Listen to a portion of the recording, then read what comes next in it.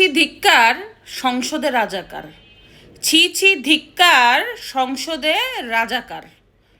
আজকে 12ই মার্চ 2026 বাংলাদেশের ইতিহাসের সবচেয়ে কলঙ্কময় দিন, যেখানে রাজাকারের দল জামাত ইসলামের নেতারা সরাসরি মহান সংসদে যুদ্ধ অপরাধীদের নিয়ে শোকবার্তা জানিয়েছেন।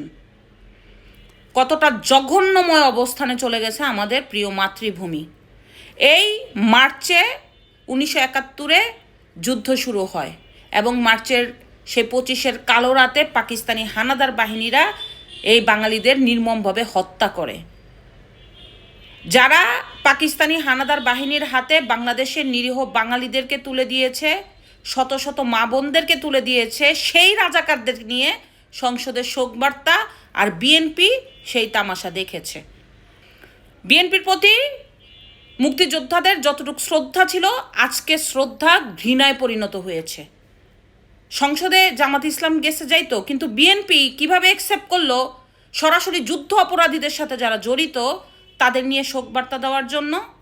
এই যে ছবিগুলি দেখেন গোলাম আজম, নিজামী, এরা কিভাবে পাকিস্তানের সাথে আতাত করেছে আর নিরীহ বাঙালিদের হত্যা করেছে। সেই বাংলাদেশের মহান সংসদে আজকে সেই যুদ্ধ অপরাধীদের নিয়ে শোকবার্তা জানানো হয়।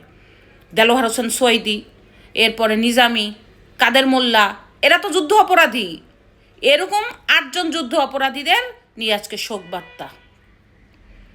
শেখ হাসিনা সরকার একটা কথা বলেছিল না, তিনি ক্ষমতা যাওয়ার পরে রাজাকারদের বসবাস হবে বাংলাদেশে।